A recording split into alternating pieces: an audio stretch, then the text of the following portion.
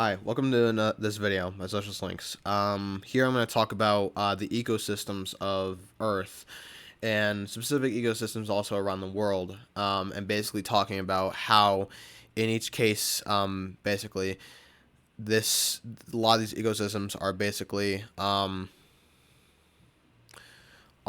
being affected by the rise of industrialization and the rise of, technological advancement and private property within capitalism, and how this is hugely damaging our environment, and what we can do to basically stop it entirely as socialists and through a socialist lens. So without further ado, let's get started. The first immediate example of a devastated ecosystem around the Earth is possibly the Arctic ecosystem.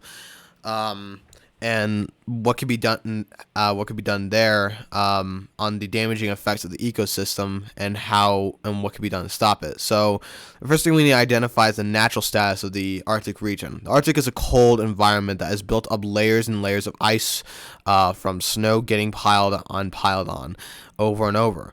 This is able to have animals like seals, fish, be able to emerge within this waters, because basically live in that land and basically adapt to its ideal environment. And these kinds of animals, like polar sea creatures, are then basically attracted to this environment even further from other lands and migrate to this land as well. This attracts creatures looking food to come into the regions as well. And usually carnivores and scavengers end up basically hunting for food and scavenging for dead meat and materially they can eat. Not only just like migrating there, but also emerging. These animals like polar bears, Arctic foxes, Arctic rabbits, and Arctic rabbits. This entire ocean basically is a solid ground of ice and is the home of an entire ecosystem that lives in the ecosystem, that takes shelter, interacts with the material, and interacts with other life forms. Not only interacts with other life forms, but also something that we actually need in order to keep the planet cool and in a good temperature, so that way not only do we not basically massively have to change our entire adaptation in a major scale to where most of us end up dying, but also is able to have these animals that we also possibly eat as well for us to survive in our own system for food, water, etc. So what's happening to this ecosystem right now? So how is human activity affects this? Well, we have to understand the long time for human history in all entities. We, for a long time of human history, 99 and 98% of human history recorded and unrecorded, what we have been is hunter-gatherer societies that is mostly referred to as tribalism. Not even when we saw the rise of civilized society with slavery being made, had little action to the environment compared to the drastic it is now. Even for a time in the world, we even ran into an autocratic system that used massive amounts of agricultural production and clean energy, such as feudalism. But ever since the bourgeois revolutions in human activity took place, revolutions like the American Revolution, French Revolution, the first Mexican Revolution, the Bolivarian Revolutions, Haitian Revolution, the Naples Revolution, Swedish Revolution, etc. This used basically the market increased and there was more and more people desired for profit, thus being able to produce capitalism. This is a new economic system. Thus, owners of private property took to cheaper options to produce commodities and also control more of private property to increase production as well. This then came to using lots of machinery to produce commodities. Machinery that uses a lot of fuel and releases carbon emissions into the air, which then increases the density of the heat of the planet.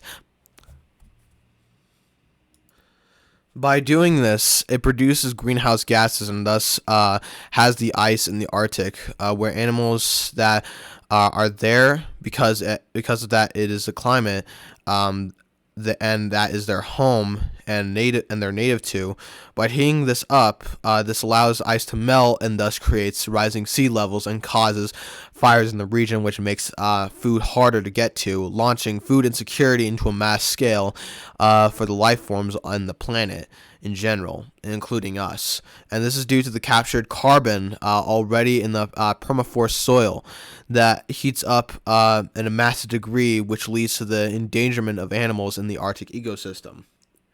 And not only when it leads to the endangerment of them, also leads to the endangerment of us when it increases food insecurity, and also devastating climate change for us to essentially adapt to, or that we're not ready to adapt to either, and that could lead to our own extinction entirely.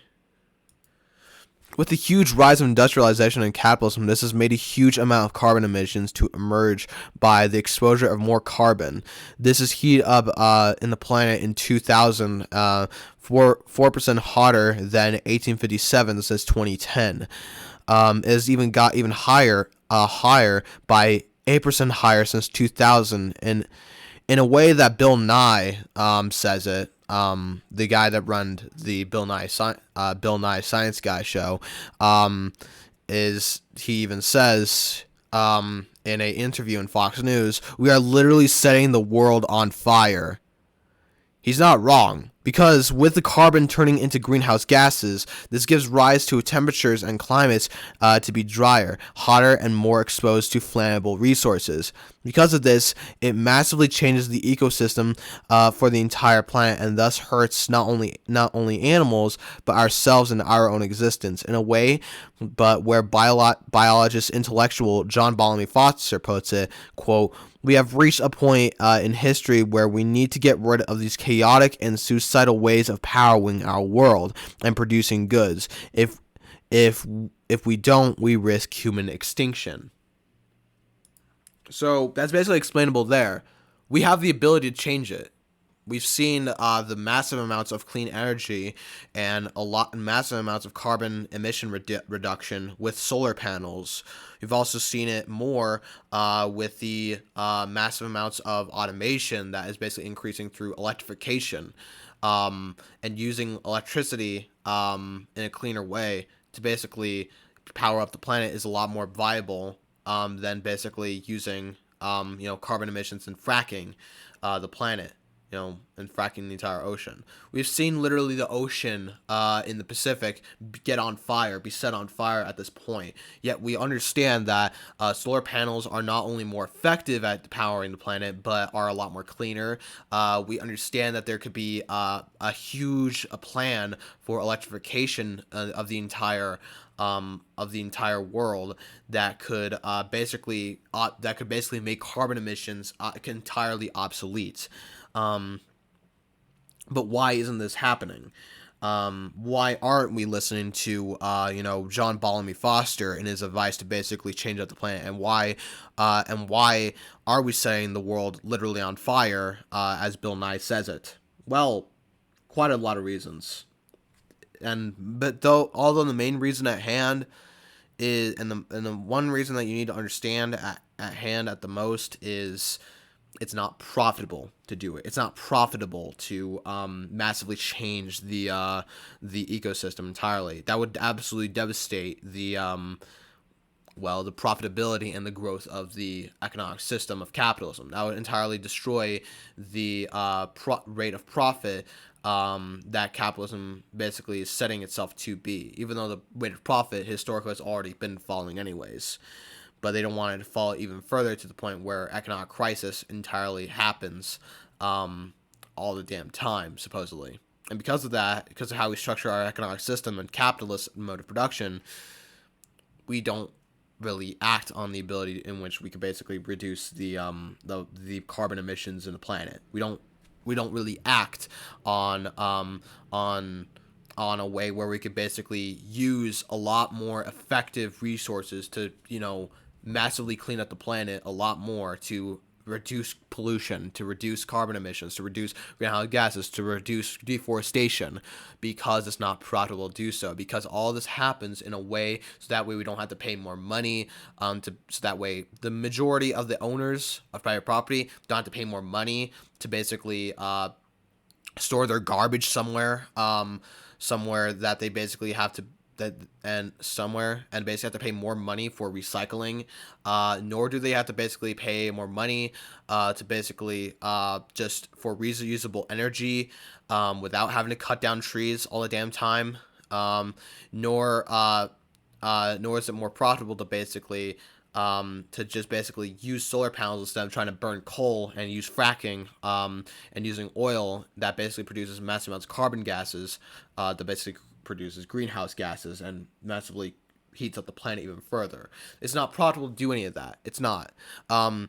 It's more profitable to do everything I just said: deforestation, use fracking, and pollution. It's more profitable that way. It's cheaper, and to them, if it's cheaper and it creates better rate of profit and makes them more successful in that economic structure, then it's better. But does this benefit us? Absolutely not. It doesn't even benefit them, because there's nothing basically beneficial about knowing that our planet is getting destroyed, because of how apparently we need to basically profit in our system, that we need to basically have our economy more successful. To the point where basically if our economy is more successful, yet the human lives that we basically live under is actually endangered, then that's a crappy economic system. And that's the reality of it. It's almost as the Socialist Workers' Party in England basically says: we don't need climate change, we need system change. We don't need climate control, we entirely need a system change in which that climate control that we basically have no longer happens, because then there would be a society in which it is materially ran to not basically use carbon emissions in the first place. And that's basically what is basically being advocated for by socialists. And it's even as John Paul Foster has even said, in a very great work called The Radical Environmentalism of Marx, where he says, we are now at the point in history, and now at the point of human making of history, that we can no longer basically understand socialism or barbarism. It is no longer the case anymore. That is something that Rosa Luxemburg once said, but it is no longer the case here today. We are now at the point in history where we are at socialism or extinction. And unfortunately, he is right. We cannot basically wait much longer when it comes to basically trying to basically make this forest better. We've already seen the Code Red reports from the UN that basically says that we have less than 20 years to basically fix up the planet, or else we would basically have permanent damage among the planet. We have less than 20 years to fix it. And if we don't, well, there's going to be permanent damage among the planet that would basically have us to the point of no return. That is scary. And not only is that scary, but it honestly shows the inefficiency of the capitalist system. How this entire way of basically running the power source, because it's a lot more cheaper, because it's a lot more, because it basically creates a higher rate of profit, is honestly devastating, and shows that this rate of profit, that money, would be more important than the actual human lives and ability for humans to even live in the planet, to the point where money literally destroys us. And not only destroys us, but the ability to basically accumulate more capital, accumulate more profit, is basically destroying the planet now. And it's so alienating to the point that we basically live in the planet, yet we basically act as if it is not, as if we don't, and as if it is something that we could basically just take over, and something that we could basically just destroy for our own profit, even though it is somewhere where we basically live. It is exactly like what the environmentalist movement in 2019 has said. There is no planet B. This is our planet, yet we basically are treating it as if there is. And that's a huge amount of alienation. But something that the environmentalist movement so far does not understand is that by screaming there is no planet B doesn't then mean that people understand that there is no planet B, because they don't need to understand. They already understand fully that they are destroying the planet. But because of the fact that this is how they live, this is how they are basically structured themselves as a private property owner, they won't do anything because it's not profitable to do so. This is where our own action as workers, as a people part of the environmentalist movement, as people that are acting heavily against the entire system, against the entire structures of the environmental structures, have to do something about this in a way where we could basically act on our own action against the system at hand, and be able to institute utility production, in which we focus on the use value of products rather than the massive amounts of exchange value or value itself within a commodity, but rather utility. In a way where we could basically have solar panels be able to be used more, regardless of how profitable it is, or rather how expensive it is, because there is no reason for there to be exchange in the first place, entirely, for it to be acted on in the first place, and thus could just be acted on because it's more useful that way. It basically helps humanity further, rather than trying to basically focus on a rate of profit or trying to focus on success, but rather success based on use, rather than just an abstract objective notion of value, that basically tries to basically have others have more profit, have more ability to basically raise money out of the expense of, well, the literal planet itself. Global climate change is real, and not only is it real, is it not heating up the planet, but it's also cooling out the planet somewhere where it's not supposed to be cooled off in the first place. And because of the lack of protections for the people at that point, due to the massive amounts of privatization that basically does not help the people there, people end up basically dying. Look at Texas, for example, where there was massive amounts of snowstorms there, and people ended up freezing to death because of the massive amounts of privatization of the power grid entirely, that did not basically convert itself to federal emergency regulations to basically help the people there, and thus, I believe 25 or 32 people ended up basically freezing to death, and 10 people ended up basically malnourished. This is not a way to live, and always is not a way to live. This is something that basically we understand is not a way to live, yet we don't basically do anything because it's not profitable that way. This shows how inefficient the system is. So we have to say again, entirely, when we understand the environmentalist movement and when we understand it is socialism or extinction. It is either working class has a revolution and it basically overthrows the entire structures itself of the system as a class, in order to basically institute socialism, a moneyless class of stateless society, to each according to their contribution to society, in which we can go to a society of communism, from each according to their ability, to each according to their need, in which we can basically use these solar panels, use a lot more cleaner energy, just based on the use value of these things, rather than trying to basically exchange money for them, and basically help heavily reduce the carbon emissions in the planet, and be able to get to a point where we don't have a point of no return, and be able to have a more sustainable, more effective, and more cleaner environment. Or we continue on this capitalist system, and we continue on the massive amounts of generalization of commodity production, and the massive amounts of focus of commodity production, and the focus of the market, to the point where it destroys our planet, and we end up reaching to the point of no return, and majority of humanity ends up extinct because of our own fault at hand.